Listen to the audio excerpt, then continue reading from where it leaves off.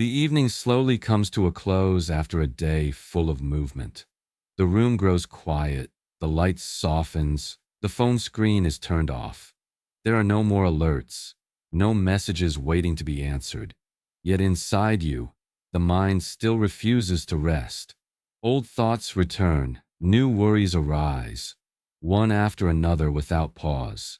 In that moment of silence, ask yourself one honest question. When was the last time you truly protected your inner peace? Not by enduring a little more, not by trying to appear stronger, but by listening to and caring for your own mind. Today, many people understand self-care as resting more, indulging emotions, or finding ways to escape pressure. These things may bring temporary comfort, but in the teachings of the Buddha, peace comes when we understand and protect the mind. Loving yourself is not about making everything easy. The 7 habits that follow are not meant to change you overnight. They gently guide you back, step by step, helping you protect the inner peace that has always been present within you. Lesson 1. Slow down so you are not pulled by emotions. Emotions come and go like clouds passing across the sky. Sometimes they are bright, sometimes dark, sometimes very heavy. When we allow emotions to lead the way, the mind is constantly unsettled. Today we feel happy, tomorrow we feel sad. In the morning we are determined, by afternoon we lose our strength. Living like this, it is very difficult to find lasting inner peace. The Buddha did not teach people to suppress emotions or deny what is happening within the mind. He taught us to learn how to see clearly, to see anger when it is present, to see fear as it arises, to see desire pulling us forward, but to stop at seeing, not chasing, not reacting in haste. When we see without being carried away, emotions naturally lose their power. In Buddhism, discipline, concentration, and wisdom are the foundation that protects the mind. Discipline is like a gentle but firm fence, helping us not to go too far when emotions rise. Because of discipline, we do not speak words that harm others even when we are angry. Because of discipline, we do not act impulsively when we are triggered or when the heart is full of unrest. Each time you choose silence instead of reaction, each time you choose to pause instead of retaliate, that is not weakness. It is a deep act of self-care. You are protecting your mind from unnecessary wounds. You are choosing long-term steadiness over short-lived release. When you live according to right conduct, the mind gradually becomes stable. When the mind is stable, wisdom is present. And when wisdom is present, we know how to act appropriately in each situation. The Buddha once reminded us that conquering thousands of armies is not as great as conquering oneself. This victory is not loud, but it brings true and lasting peace from within. From Lesson 2, let go of what does not belong to you. Much of the suffering in life does not come from what is happening, but from holding on to things that are not truly ours. We carry other people's emotions, worry about their reactions, and rise and fall with the way they look at us. We try to carry social expectations, invisible standards, and the pressure to become someone in order to be accepted. The more we hold, the heavier the mind becomes, and inner peace slowly moves away. According to the teachings of the Buddha, each person truly possesses only one thing, the mind and the karma, created by one's own actions. The body will change. Circumstances are always impermanent. Praise and blame come and go. Only the mind and our intentional actions are what we are responsible for. When we do not see this clearly, we easily lose our way, living in anxiety and trying to control what cannot be controlled. Practicing right view begins with a very simple question. Each time distress arises, pause and ask, is this within my practice? Is this something I can transform through understanding and conscious action? Or is it merely a reaction to the outer world? If the answer is no, learn to place it down. Letting go does not mean indifference or avoiding responsibility. Letting go means returning everything to its proper place. Returning emotions to the one who is feeling them. Returning expectations to the society that created them.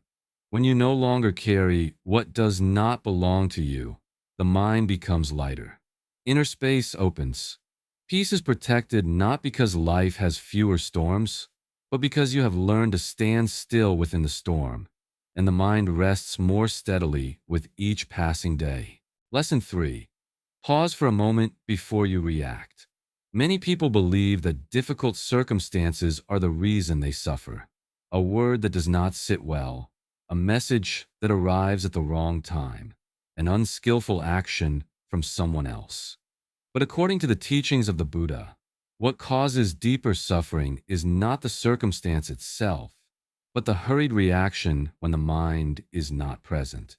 When reactions happen too quickly, we lose awareness and allow emotions to take the lead.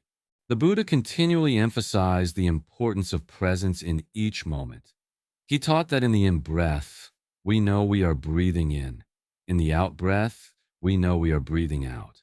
The breath is not meant to change the situation, but to bring us back to ourselves.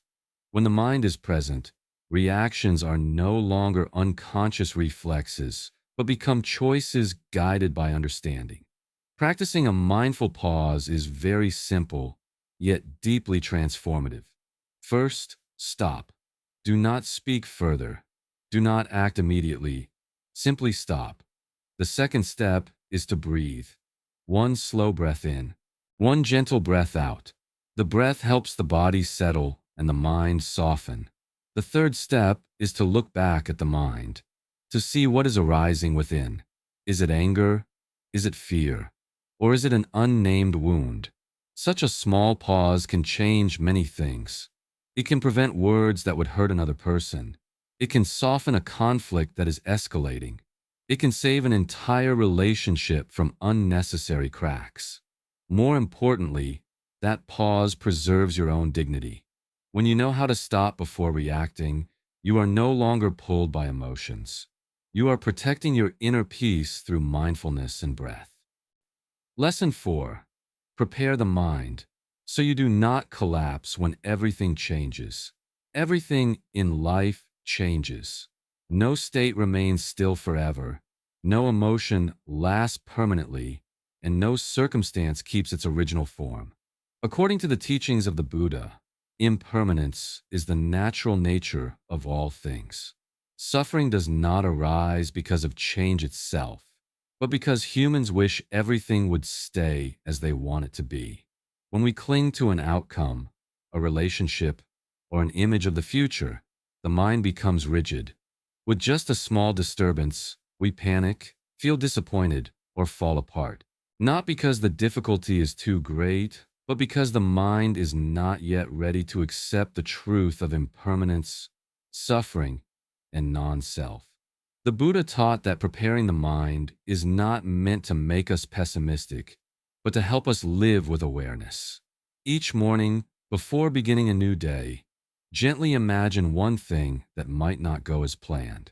It could be a change in plans, a word that is hard to hear, or an unexpected delay. Simply acknowledge the possibility without letting the mind run into worry, without creating negative stories. This practice is not meant to plant fear. It softens the mind. When something unfavorable truly appears, you are no longer shocked or strongly resistant. You recognize it as a natural expression of life. When the mind is ready, adversity no longer breaks you. It becomes part of the path of practice, helping you loosen attachment, soften the sense of self, and stand more steadily amid the unavoidable changes of each new day. Lesson 5. Honestly, look back at yourself each day. Each evening, as the day slowly comes to an end, give yourself a few minutes to sit quietly. No special posture is needed, no effort to achieve anything. Simply sit and return to yourself. In this quiet space, gently ask one honest question. Where did my mind go today? Perhaps the mind ran after unresolved worries. Perhaps it became stuck in a word that hurt you. Perhaps it drifted into the past or rushed ahead into the future. What matters is not whether the answer sounds good or bad, but the honesty with which you see it. The practice of self-reflection is not meant to blame yourself, nor to label yourself as weak or mistaken. The Buddha taught that the mind leads all phenomena. When the mind is seen clearly, actions, speech, and emotions also become clearer. Therefore, as you look back, simply see. Do not judge. Do not justify. Do not rush to fix anything. When you allow yourself to clearly see what is happening inside, you stop avoiding yourself. Difficult emotions are no longer suppressed. Repetitive thoughts no longer quietly control you. The light of mindfulness softens everything it touches. Each evening like this is a return to meeting yourself with sincerity. You learn to recognize old patterns, familiar reactions, and also the moments when you lived with more awareness during the day. When you see the mind clearly, you no longer abandon yourself. You are caring for yourself in the deepest way through understanding and presence. This becomes a solid foundation for lasting inner peace each day. Lesson 6. Learn to stay with what is uncomfortable. In modern life, many people see inconvenience as something to avoid. Everything is designed to be faster, easier, and more comfortable. But in the spirit of Buddhism, the path of practice is not found in constantly seeking pleasure, nor in harsh self-punishment or extreme endurance. The Buddha taught the middle way, the path in between, where we learn to stay with what is not easy without harming body or mind. When we constantly chase comfort, the mind becomes fragile. As soon as a little discomfort appears, we react by avoiding it, becoming irritated, or trying to fill the feeling with old habits. Patience in Buddhism is not about gritting the teeth and enduring. It is the ability to remain with discomfort without being carried away by it. This practice is very simple. When holding your phone, try placing it down for a moment instead of opening it right away. When restlessness appears, sit with it for a few breaths. There is no need to analyze and no need to push it away. Simply recognize that the sensation is present in the body and the mind. That mindful presence alone reduces fear. Each time you do not run away from an uncomfortable feeling, your mind becomes a little stronger. You realize that you have the capacity to endure without collapsing. You are no longer completely dependent on convenience to feel okay.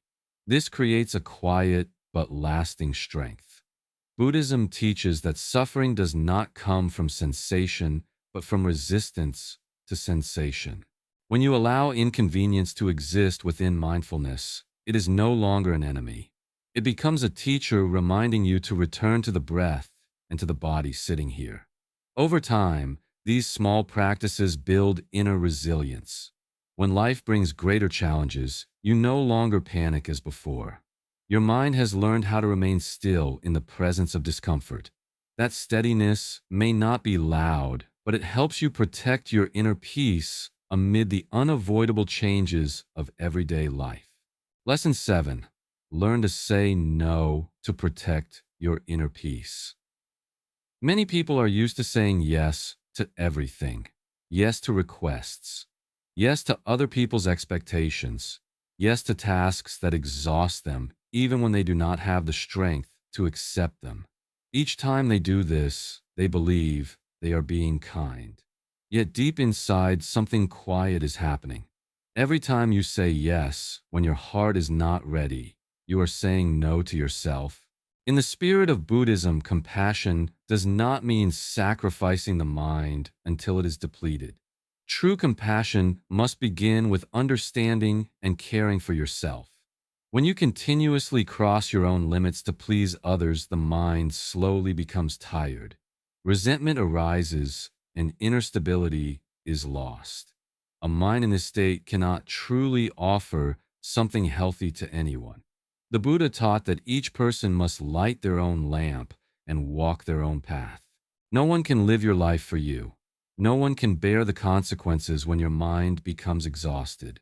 Right livelihood in daily life is not only about having an ethical profession, but also about how you use your time, energy, and presence in a skillful way. Learning to say no does not mean closing yourself off from the world. It is how you define boundaries so your mind can breathe. A gentle and clear no does not require long explanations, defensiveness, or guilt. It is simply honesty about your current capacity and limits. When you say no to what drains you, you are saying yes to inner peace. You are protecting your time for rest and the quiet space your mind needs to recover. This does not make you selfish. It helps you live more responsibly with your own life. A mind with clear boundaries is a settled mind. When the mind is settled, you are no longer pulled by external demands. You know what to accept and what to release. Peace is preserved not by escaping life, but by being mindful in each small choice. A well-timed no is a deep act of protection for the mind and a true expression of self-compassion. We have just walked through 7 simple yet profound habits. They are not meant to make you appear stronger in the eyes of others. They simply remind you not to lose yourself on the inside. When the mind is cared for in the right way, you do not need to force your way through life. You only need to be present. Peace is not something you have to search for. It is not found in distant places or in a perfect state. Peace is protected each day through the way you breathe, the way you respond, and the way you say yes and no. Every small choice is quietly protecting or harming your mind in this very moment. This week, you do not need to practice everything. Choose the one habit you need the most. Just one. Practiced with awareness each day. You may leave a mark in the comments. Today, I choose to protect my inner peace. Thank you for listening.